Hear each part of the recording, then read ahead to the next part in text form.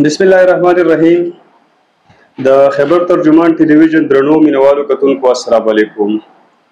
سنگر خان ما سلامونه او نیکی هیلې مې ومنئ. باور لرم چې روغ جوړ به یې او خوشحاله به یې.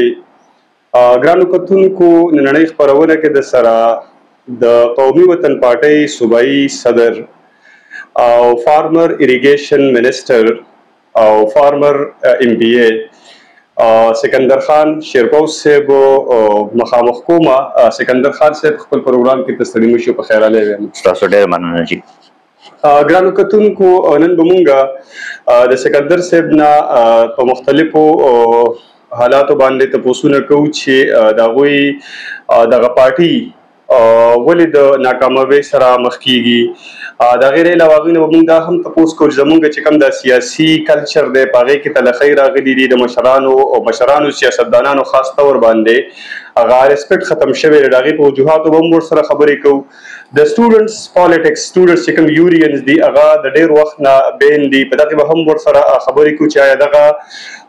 په سیاست باندې یو ښه اثر دی او په یو منفي اثر دی. سکندر صاحب دغه اولنۍ پوښتنې طرف ته راځم چې قومي وطن پارټي په یو وخت کې مسلسل کامیابي موندله. هغې په صوابۍ ضلع کې هم سیټونه ګټل، په نوشهره کې هم ګټل، چارسده خو داسې وه چې هغه په دا خو یو چرته کې هم هلته کې دې سیټ نه دی بایللی. سوات کې هم دې سیټونه ګټل. داسې حالات جوړ شو د کال 2014 په الیکشنز کې د هغې نه آنورډز چې کوم د الیکشنز وشو چې پارټي هغه شانته کې کامیابي نه ترلاسه کوي. بسم الله الرحمن الرحیم. ټول کې اول خو سنگر خان تاسو مشکور یم چې تاسو موقع راکړه. کوم سوال چې تاسو وکړو ډېر اهم سوال دی او دې ته به لږ د خپل سیاسي تاریخ دغه سره به هم ګورو. بنیادي طور باندې که تاسو وګورئ نو زمونږ دا ملک چې دی دا یو سیکیورټي سټیټ دی او سیکیورټي سټیټ چې دی د هغې مختلف وختونو کې مختلف پالیسۍ راځي او هغه چې څومره مضبوطیږي نو هغوی بیا د خپل مرضی ځان ته لاندې سیټ اپ جوړوي. نن بنیادي چې سیاسي عدم استحکام دی د هغې هم یو بنیادي وجه دا ده چې جمهوري نظام صحیح معنو کې پرېښودلی شوی نه دی چې هغه خپل پروسس نه تیر شي او سیاسي پارټو ته هم هغه موقع نه ده ورکړی شوې. زمونږ مختلف فیزز که تاسو وګورئ اول د مارشل لاس په شکل کې رالل او هغې سره کنټرول کولو کوشش وشو. زما خیال دی چې 2008 نه پس ته چې دی بیا دا یو نوې سلسله شروع شوه چې کنټرول ډیموکراسي او د هغې لومړنی دغه په 2014 کې فرسټ فیز راغی. هغه ټرای شو، بیا 2018 کې د هغې نه لږ نور زیات د هغې نوی ورژن راغی او 2024 کې د هغې نه نوی ورژن راغی. بنیادي طور باندې ښکاري داسې چې بعضې داسې زمونږ د سټیټ ادارې دي چې هغې طرف ته دا ملک بوتله غواړي چې په هغې کې سیاسي خلک او هغه خلک چې کم اواز اوچتولی شي، هغه خلک چې اسمبلی کې خبره کولی شي، هغه رو د سیاسي میدان نه ورکولو کوشش کوي. او په دغه نتیجه چې ده دا که تاسو وګورئ نو 2018 کې او 2024 کې هم دغه سلسله ماته ښکاري. دې ته بعضې خلک جسټیفای کولو کوشش هم کوي چې یاره دا خو چې څوک وبیلي نو هغوی به دا دغه کوي. خو زه به تاسو ته دا دغه کېدم چې یاره د 3 واړو الیکشنو باندې شروع کې شروع شو، ډېر خلکو به ویلي چې نه داسې نه دغه دی، خو بیا اخره کې چې دی که تاسو وګورئ نو ټول دې سره متفق شي چې او واقعي دې کې زیاتې شوې دي 2013 کې چې کله الیکشن نتایج وروتل نو یو څو سیاسي پارټو صرف خبره کوله ډېر داسې زموږ د میډیا خلکو چې هغوی به د هغې نفي کولو کوشش کو خو زما خیال دی چې 2022 چې راتلو نو هر څوک په دې اتفاق باندې چې او بالکل په 13 کې ډېر زیات داندې شوی وه بیا دغه شی چې دی 2023 کې خو زما خیال د لومړنی دغه نه هر څوک دا مني چې او داندې شوې ده دا به مو وګورئ چې دې کې اوس نوې دا دغه پکې راځي چې دوی دا کوشش هم کړی دی چې بعضې خلکو له سټیکس هم ورکړي چې شاید د هغې د وجې نه اواز اوچت نه شي په نور په پنجاب کې په دغه کې به ډفرنټ قسمه دغه شوي زموږ صوبې کې زه دا ګورم چې دلته کې یو خاص پارټۍ لا میدان جوړ هم کړی شو او میدان جوړ کړی شو لار ورله پلو کړی شوه چې هغوی واخلي او دا سوچو چې شاید دلته کې چې سټیکې وي نو دوی به هغه شانتې اواز نه اوچتوي نو هغه بنیادي دغه دی خو دا یو غلط دغه دی زمونږ سټیټ د خپلو غلطو نه سبق وانهګېشتلو او د هغې همدغه نن دا نتیجه ده چې الیکشن خو شو خو سټیبلیټي رانله ملک معاشي مشکلاتو نه نوځي لګیا دی رس ترزه بلکې پای کې اضافه کیږي لګیا دی نن چې هغه مونږ په دنیا کې یو څو ملکونه ویل چې دا زمونږ ملګري دي نن هغوی هم په مونږ باندې اعتبار هغه شانتې نه کوي نو دا د هغې د ټول هر څه چې دی د دې هغه نتیجه مخامخ راځي لګیا ده او همدغه نتیجې کې قومي وطن پارټي چې ده هغه سایډ لاین کړی شوې ده یقینا چې دا د تاریخ داسې الیکشن دی چې چا ګټلې ده هغه هم بوی داندلي شوې ده او چې چا بایللې ده هغه هم بوی داندلي شوې ده نو زه دغه کې تاسو سره اتفاق کوم بل سوال طرف ته زما سکندر خان قومي وطن پارټۍ په پښتونخوا کې او په خصوصي توګه په 400 کې ترقیاتي کارونه کړي دي سړکونه جوړ کړي دي هسپتالونه جوړ کړي دي ټیکنیکل کالج جوړ کړي دي په تحصیلي تنګي کې ډیګري کالج ګورنمنت جوړ کړي دي عطاب احمد خان شیرپاو صاحب دا غیر علاوه نوکریاري هم ډېر زیاتې کړي دي یو بل سیزو چې یقینا چې هغه د قومي وطن پارټۍ د ناقدینو نه هم پټ نه دی ګیس هغه ځایونو ته ګیس تللی دی چې هلته کې لار پخه نه ده خو ګیس تللی دی هلته کې بجلي نشته خو هلته کې ګیس تللی دی دومره ډېر زیات کارونه شوي دي بیا هم خلکه بل طرف ته ځي په دې باندې اوټ ور نه کړلی شي نو یقینا انسان وي په زړه کې څه خفګان پیدا کېږي چې زه دومره خدمت کوم دونه سروسز ورکوم بیا هم ماته هغه شانته کې هغه ریوارډ نه میلاویږي سیاست ته بهرحال نو ستاسو د دغې کارونو په تناظر کې ووټرز ته څه پیغام دی څنګه خان تاسو ډېر صحیح خبره وکړه زه دې ته بل شرط ګورم دا یو ریوارډ دی چې زه د خلک دا خو وایي چې یو کار کړی دی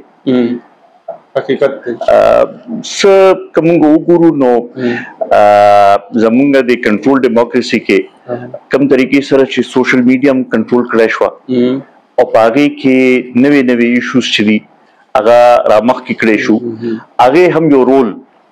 پلی کړی دی زما به ستاسو په ذریعې د ټولې صوبې خلکو ته دا یو دغه وي چې یو خو خالي نارو باندې نه تلل پکار موږ ته خپل بیسیک ایشوز کتل پکار دي او دا کتل پکار دي چې کم هغه خلک دي چې هغه زمونږ صحیح خدمت هم کولی شي زمونږ صحیح اواز هم اوچتولی شي هغه رامخکې کول پکار دي او هله به زمونږ سیاسي پختګي به هم راځي او موږ به د مشکل حالاتو نه وځو به هم صحیح په دې ټول هر څه کې زه دا هم وینم چې سیاسي پارټو هم یو پیغام شته خاص کر دا غټې سیاسي پارټۍ چې دي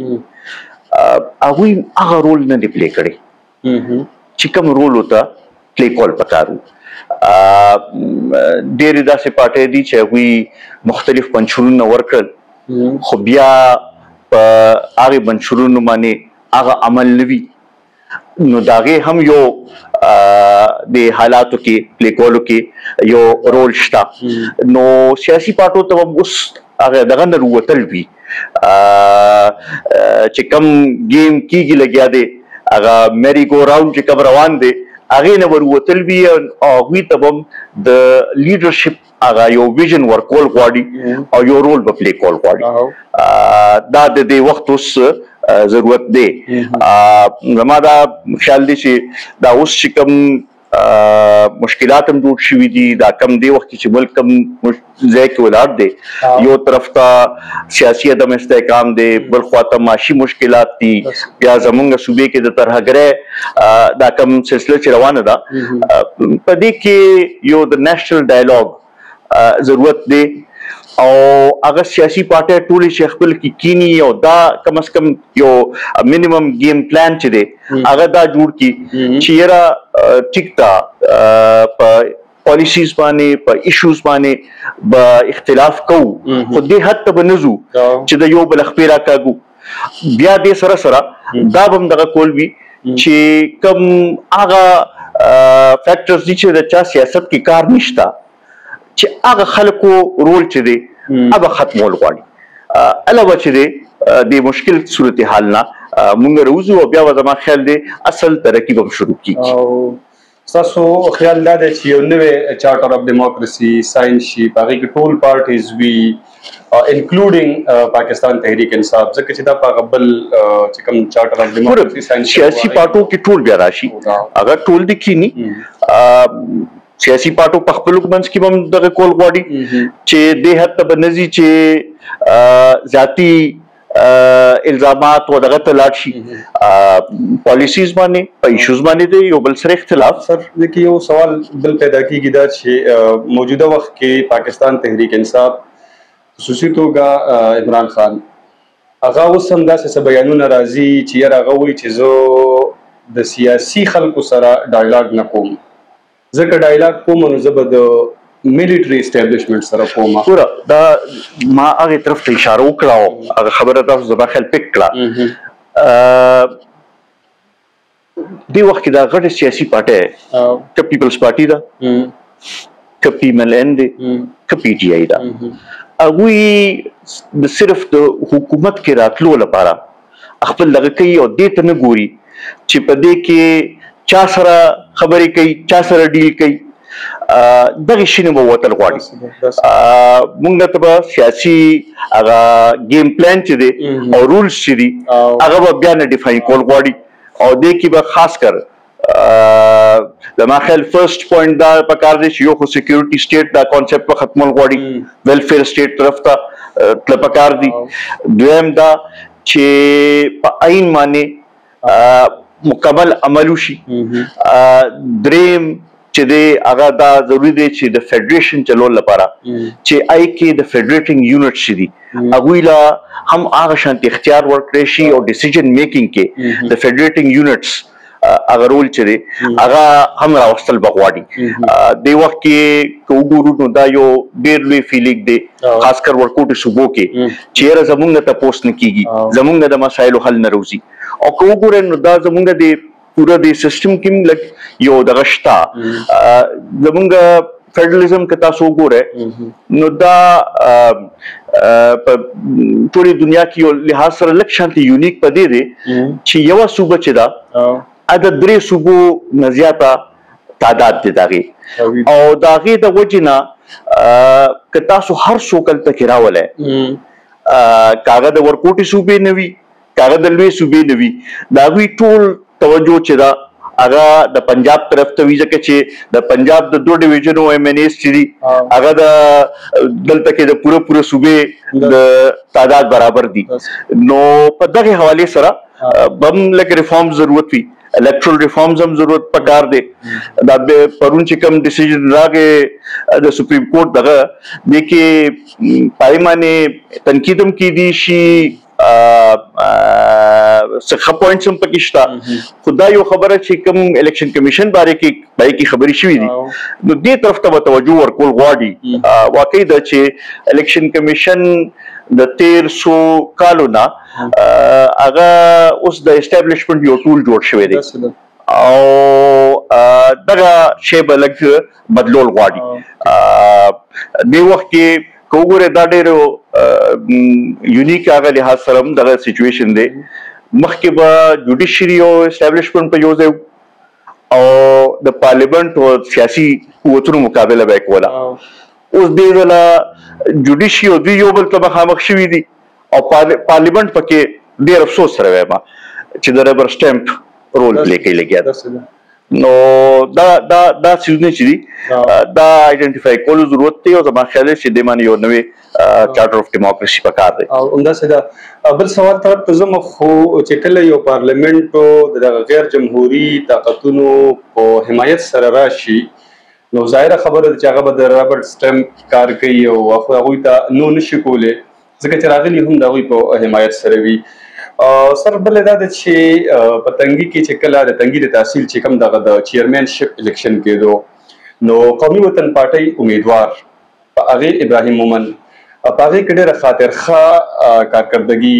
کړې ده په دویم نمبر باندې راغلی دی باوجود د دې چې دغه وخت کې پی ټی آی داسې ده چې خلک زیات تر هغه طرف ته روان دي په هغې کې بیا ستاسو جلسې هم ما وکتلې کومې چې تاسو ذاتي لیډ کولې د داندلۍ خلاف نو یو خو سر دا دغه کوي واضحه کوي چې یاره دغه داندلي کې شوې ده په کوم شکل کې شوې ده او څومره شوې ده او دویمه دا ده چې دغه یو ډېر ښه کمبیک دی په دغه وخت کې ځکه چې دلته کې جی یو آی هم مضبوطه پارټي ده عوامي نیشنل پارټي هم شته نورې پارټۍ هم دغه ځای کې دي خو په دویم نمبر باندې د قومي وطن پارټۍ لپاره راتګ دا یو ډېر ښه کمبیک دی او دغه کنټینیویشن که همدغه شانته کې وشي نو تاسو څه ګڼئ چې پر روان چې کوم الیکشن دی د ضلع 400 چې کوم دغه ان او سیټس دي او د پروینشل اسمبلی سیټس دي په دغه کې به قومي وطن پارټي څومره حده پورې کامیابي ترلاسه کړي سنگر خان که تاسو وګورئ نو جنرال الیکشن کې هلته کې موږ دویم نمبر باندې راغلو په دې تنګي تحصیل والا دغه کې دغه دا واقعي ده چې هغه یو دغه شو زما خیال دا دې طرف ته یو اشاره وه چې خلکو محسوس کړه چې زیاتې شوې دي او هغې سره دغه وشو جنرال الیکشنز کې ګورې دا خبره خو د هېچا نه مثبته نه ده چې زموږ صوبې کې او بلکې نور ملک کې هم داسې شوي دي چې بولی هم لګېدلي دي سیټونه خرڅ کړي شوي دي او د هغې باقاعده زما خیال دی هر چاته اوس اندازه کېږي دغه کېږي نو په هغې حوالې سره هم دغه و بیا دغه کې چونکې نوی حکومت راغلی حکومتي مشینري ټوله هغوی سره وه بیا بلدیات که وګورئ نو د هغې ټول دارومدار په صوبایي حکومت باندې نو چې هغه موجود وي نو د هغې یو خپل اډوانټیج دغه کېږي خو د هغې باوجود هغه کافي حد پورې موږ ریکور هم کوو موږ سره که د یو څو ځایونو کې څه خو د موسم د وجې نه ځکه چې هغه ورځ باران ډېر زیات وشو د هغې د وجې نه زیات تر د ووټرز چې دي هغه شانتې ونوتل او خاص کر بیا زنانه په هغې کې زیات افیکټ شو او دویم دا چې په لاست مومنټس کې هلته کې پولینګ سټیشنز هم چینج کړی شو سټاف هم پکې لاست منټ کې چینج کړی شوی نو د هغې دغه شوي خو زما دا خیال دی چې دا یو ښه انډیکیشن دی او هغې سره ملګري راپاڅېدلي هم دي او همدغه شی موږ کنټینیو ساتو خالي دغه ځای کې نه ټولې صوبې کې به دا سلسله دغه کوو او دا دې وخت سره چې کوم زیاتي کېږي که هغه د ګرانۍ په شکل کې دي که هغه د بجلی بلونو په اضافي په شکل کې دي او که هغه د ترهګرۍ په شکل کې دغه دي او یا بیا د سیاسي کوم مداخله چې کېږي د دې خلاف په آواز اوچتوو زما خیال دغه د خلکو آواز دی سر داسې دی چې تاسو په خپله باندې ځوان قیادت یې متحرک هم یې یو ځای ته بل ځای ته د پارټۍ په سلسلو کې دغه سیاسي هلو ځلو کې ځان رسوئ. هغه خپله چې کومه ستاسو جذبه ده، ځوانه جذبه ده، کومه انرژي ده، نو هغه تاسو په استعمال کې راولئ. دا د پارټۍ په فعاله کېدو کې څومره حده پورې دا تر اوسه ساعته پورې فایدهمند ثابته شوې ده او ستاسو چې کوم دغه هلې ځلې دي دې پارټۍ ته څه نوي شمولیتونه راوستي دي، پارټۍ څومره دې سره فعاله شوې ده؟ ظاهر خان obviously چې سړی فعال وي د هغې اثر کېږي. بنیادي طور باندې سیاسي پارټي چلول، بیا یې کې سیاسي تنظیمونه چلول، هغه کې یو رول دا وي چې ملګري به اکټیو ساتي او د هغې یو دغه کېږي. زما خیال دی تاسو وګورئ را روان دا 2-3 میاشتې نورې تېرېږي، بیا به د سیاسي شمولیتونو سلسله به هم سټارټ شي، ځکه چې دا کوم سلسله چې کوم طریقې سره روان ده نو هغه ډېرې مودې پورې دا شی داسې دوی نشي دغه ساتلی. او په دې کې اوس مونږ دې طرف ته توجه ورکوو چې یو خو خپل ری ارګنایزیشن وکړو چې کوم ځای کې د تنظیمونو کمې دی، کمزوري ده، هغه وباسو. بیا دغه سره سره خاص کر په سټوډنټس او یوث دې باندې مونږ فوکس خپل شروع کړی دی چې دا مونږ ری ارګنایز کو. تاسو خپل انټرو کې خبر وکړه د سټوډنټ یونینز، دا یو بدقسمتي ده چې سټوډنټ یونینز باندې پابندي چې دی د هغې نقصان سیاست ته هم راورسېد، سیاسي پارټو ته هم راورسېد. او دا کم ماحول چې د دې وخت کې دی دا که سټوډنټ یونینز به حالو زما خیال د شکل کې به نه یو ډفرنټ انوایرمنټ په او پولیټیکل پارټۍ به زیاتې پای کې مضبوطې وي. دې وخت سره دا ضرورت پکار دی او موږ هم په دغې باندې فوکس کوو چې سټوډنټ ارګنایزیشنز چې دی خو دې کې یو دغه دی چې بعضې وخت کې دا سټوډنټ ارګنایزیشنز هم چې دي که نه دا هم ډېر غلط طریقې سره ډیل شوي دي په ما ځای کې. هغوی ته صرف په دې طرف باندې دغه شوي دي چې سیاسي پارټو استعمال کړي دي او بیا یې رستو کړي دي. موږ دا غواړو چې صحیح معنو کې چې د هغوی سیاسي ګرومینګ وشي، تربیت وشي او سره سره چې په سبق باندې هغوی خپل توجه ورکړي چې دغه د هغوی کوم چې مستقبل دی چې هغه هم سیکیور وي او په سیاست کې یو خپل رول پلی کول شي. نو دغه باندې موږ فوکس کول غواړو او دغه کوشش دی چې دې کې ځان انوالو کړو. جی سر، سیاسي کلچر زمونږ د ټول پاکستان او په خصوصي توګه د پښتنو روایت دا دی چې مشر وي او ویښتې سپین وي، ږیرې سپینه وي، نو د هغه مونږ عزت کوو. سیاست د زمونږ سیاسي چې کومه دغه هوا ده، دا کوم اټماسفیر دی، نو هغه دومره حده پورې خراب شو چې مشران سیاستدانان هم خلک نه بخي. هغه چې هر څوک دي، زه نومونه نه اخلم. نو سر دې ته تاسو به کوم نظر باندې ګورئ چې زمونږ د پښتنه ټولنه کوم طرف ته روانه ده؟ دا دومره د زمونږ چې غیر روایتي کوم مقدار په دې کې دننه راغلل، نو هغې مختلف خلک ذمه دار دي، په هغې باندې خبره نه کوم، خو کول څه پکار دي سیاسي پارټو له چې ډېر مشرانو دا تاسو وګورئ نو خاص کر زمونږ صوبه او بلوچستان کې بای ډیزاین دا انتها پسندي راوستلی شو. اول په یو شکل کې په هغې کې مذهب ریلیجس ایکسټریمزم راوستلی شو، دا اوس بیا د هغې نوې شکل چې د پولیټیکل ایکسټریمزم دا راوستلی شو. او دا زما خیال دی چې دا هغه فورسز ټو بي یا اسټابلیشمنټ چې دی هغوی دا دغه کوي، خو څنګه چې اوس د هغه ریلیجس ایکسټریمزم نه کنټرول کېږي دغه شانتې دا شی به هم دوی هغه شانتې بیا کنټرول نه شي او د هغې به بیا ورته نقصان رسي. بلکې زما خیال دی چې د کنټرول نه دې بهر شوی دی بلکل. نو دا د هغوی زه به دا وایم چې ناپوهي به ورته ووایم یا د خپل غلطو پالیسیو نه لنډ کول دغه کوي. په دې کې اوس سیاسي پارټو ته رول پلی کول دي چې دوباره موږ نه د خپل د ځوان کول چې دی د هغوی هم داسې تربیت وکړو چې به یې ټیک ته د مشر کشر هغې یو عزت یو دغه هغه بالکل پکار دی. سیاسي اختلاف چې دی هغه په طریقه هم کیدی شي، په دلایلو باندې هم کیدی شي، هغه په فیکټس اینڈ فیګرز باندې هم کیدی شي او یو ډېر ښه طریقې سره هم کیدی شي. په هغې کې دا ضرورت نشته چې سړی د شایستګۍ دغه نه وځي او دغه طرف ته لاړ شي چې کنځلې شروع کړي. ګوره هسې یو دغه دا دی چې چا سره چې دلیل نه وي نو هغه بیا طاقت استعمال دغه طرف ته ځي. نو دا شی چې دی دا به سیاسي پارټو ته یو رول پلی کول وي او زما خیال دی چې دا سیاسي پارټۍ دا رول پلی کولی شي. داسې ده هغه ویل کېږي چې په کوم ځای کې ریزن یا دلیل فیل شي نو خلک د طاقت لار اختیار کړي. بالکل الله دې وکړي زمونږ د پښتنې ټولنې دغه پښتني اقدار واپس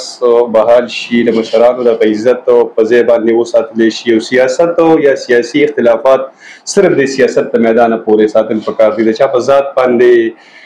حملې نه دي کول پکار، د چا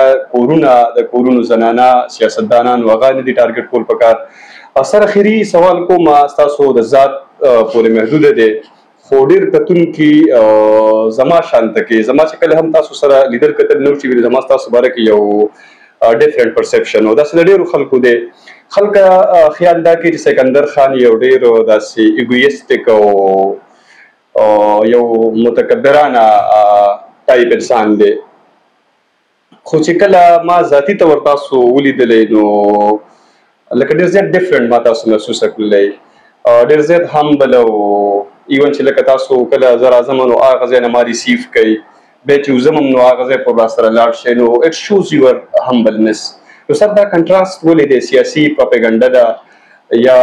بله څه وجه کېدی شي؟ څنګه دوست د دې زه داسې دغه نشم درکولی جواب دغه، خو اوبیسلی بعضې وخت کې داسې هغه پروپاګنډاز او دغه وشي چې هغه دغه وي. دغه زمونږ بدقسمتي ده، مونږ پروپاګنډاز باندې زیات بلیف کوو او ایکچوال تحقیق ته یو خبرې نه کوو. نن سبا سوشل میډیا باندې هم دغه ایشو روانه ده او دا اسم دغه شته که څوک اعتراض کوي هغه دا وي حق دی، بالکل کوي دی، د هغې نه نظر کولی شم او دغه خپل هغه ایفرټس کول پکار دي او چې د سړي خپل ضمیر مطمئني چې یاره ما یو کوشش کړی دی، ما یو خپل حتی الوسه خپل یو کردار ادا کړی دی، هغه چې سړی مطمئني زما خیال دغه نن سبا په دور کې دغه هم ډېره خبره ده. داسې ده. تاسو ما د یو عظیم سیاستدان د زوی نه د یو عظیم سیاستدان نه زیات تر یو عظیم انسان هم وموندلی. ډېره زیاته مننه، سر وخت هم راکړو، خوشحاله اوسئ، ښاد اوسئ. د خیبر ترجمان درنو مینوالو کتونکو، تاسو د سکندر خان شیرپو نه په سیاسي چې کوم زمونږ موجوده حالات دي تاسو تر هغوی خبرې واورېدلې، د هغوی پوینټ اف ویوز تاسو مخې ته راغله، د هغوی ذات هم تاسو ولیدو چې دغه کم خلکو یو پرسپشن جوړ کړی دی هغه شانته کې نه دی. تاسو ته کله هم موقع میلاو شي چېرته کې ورسره میلاو شئ